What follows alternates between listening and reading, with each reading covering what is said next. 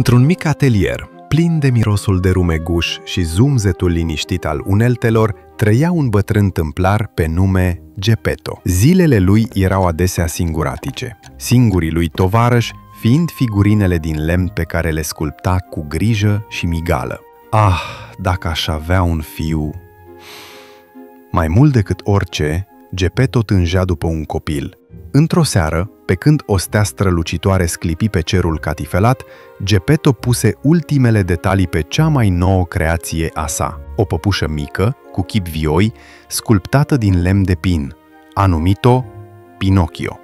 Cu un oftat plin de speranțe și vise, Geppetto a șoptit: "Ah, cât mi-aș dori să fii un băiețel adevărat!" Apoi l-a așezat pe Pinocchio în patul lui mic și a adormit cu inima grea de o rugăciune tăcută. Pe măsură ce luna își răspândea lumina blândă prin fereastra atelierului, o strălucire argintie a umplut încăperea.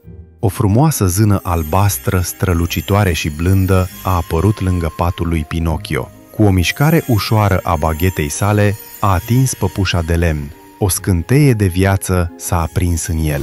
Ochii lui Pinocchio s-au deschis, mari și plini de uimire.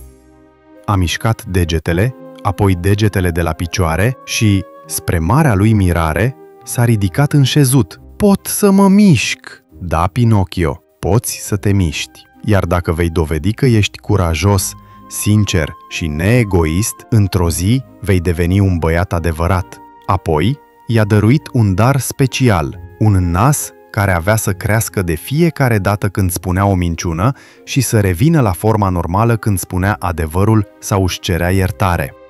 Pinocchio, copleșit de bucurie, a promis că va fi cel mai bun băiat posibil. A doua zi dimineață, Geppetto s-a trezit auzind glasul vesel al lui Pinocchio. Inima i s-a umplut de fericire când l-a văzut mișcându-se ca un băiat adevărat.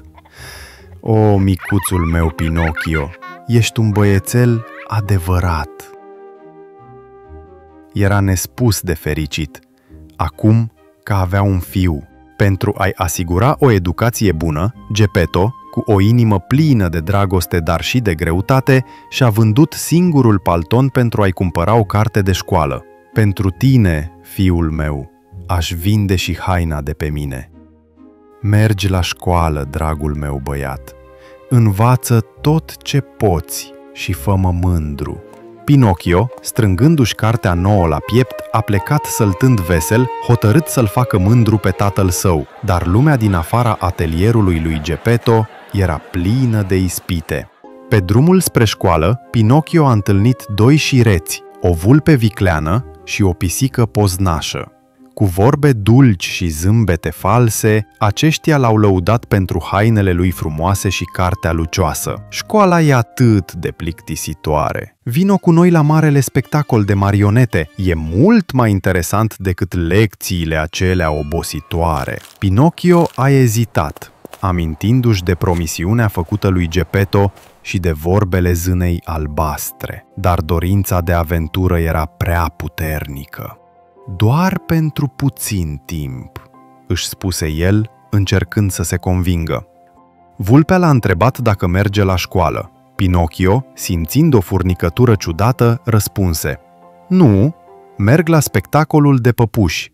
Imediat, nasul i-a început să crească, alungindu-se ca o crenguță. A rămas uimit, dar vulpea și pisica doar au chicotit, prefăcându-se că nu observă.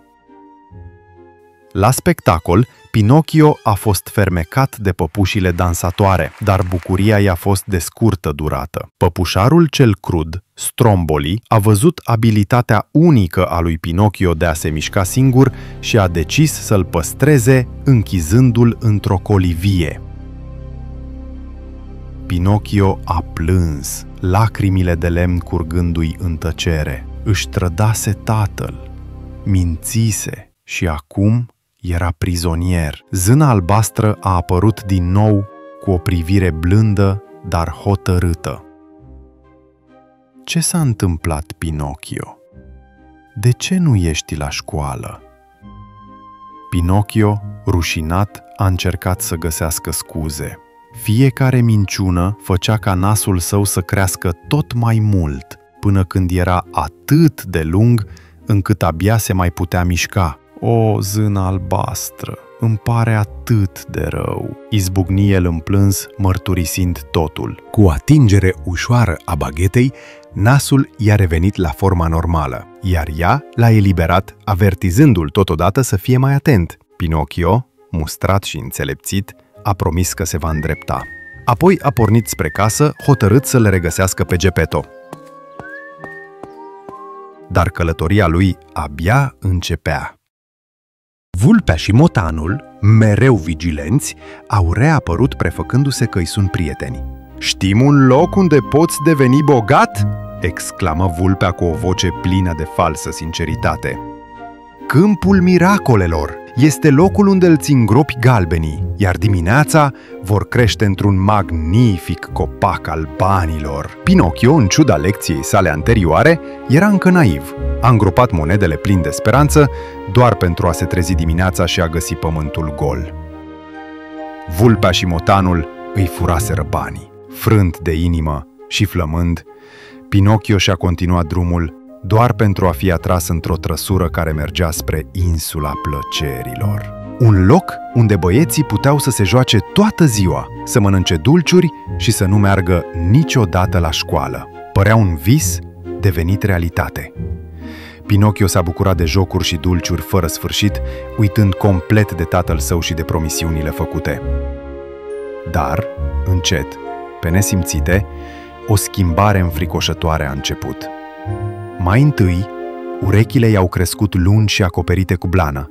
Apoi, o coadă i-a răsărit din spate. Curând a început să ragă în loc să vorbească, transformându-se într-un măgar.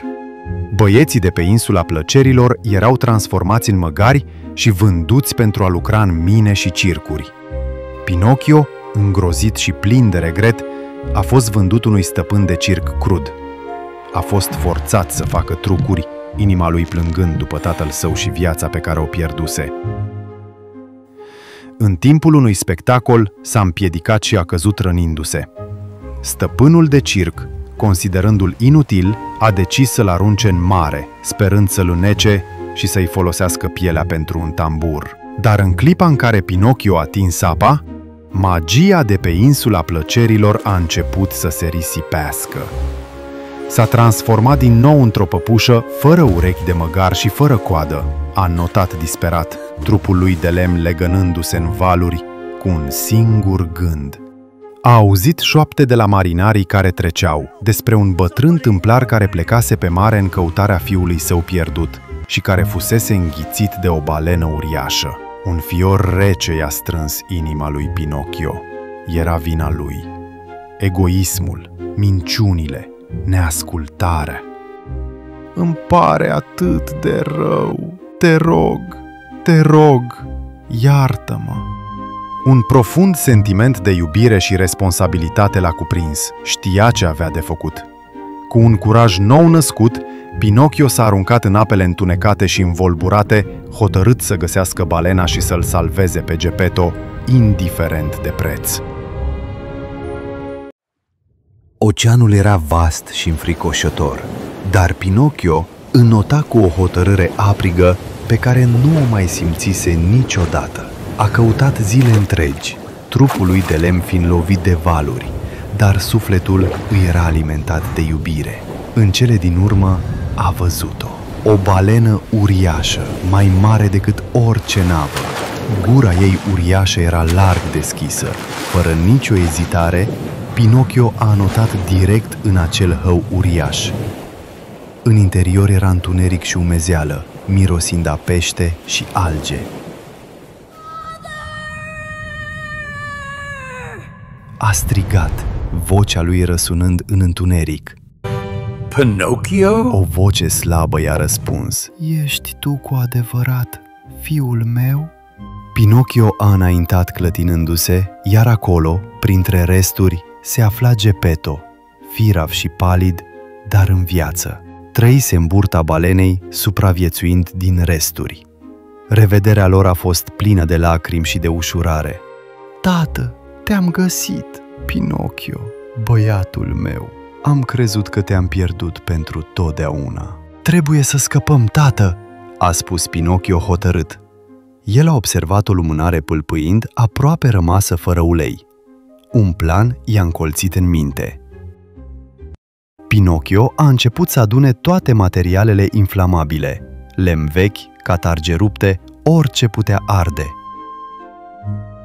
A construit cu grijă un mic foc, folosind ultimele picături de ulei. Fumul a început să umple stomacul balenei. Balena uriașă, iritată, a început să tușească și să strănute. Suntem liberi! Cu o expulzare puternică, balena i-a aruncat afară. Vezi? În sfârșit suntem în siguranță, a spus Pinocchio. Ținându-și tatăl, Pinocchio a înotat spre țărm. L-a dus în spate, împingând prin valuri până au ajuns pe plajă. Epuizați, dar în siguranță, s-au prăbușit pe nisip, îmbrățișându-se strâns.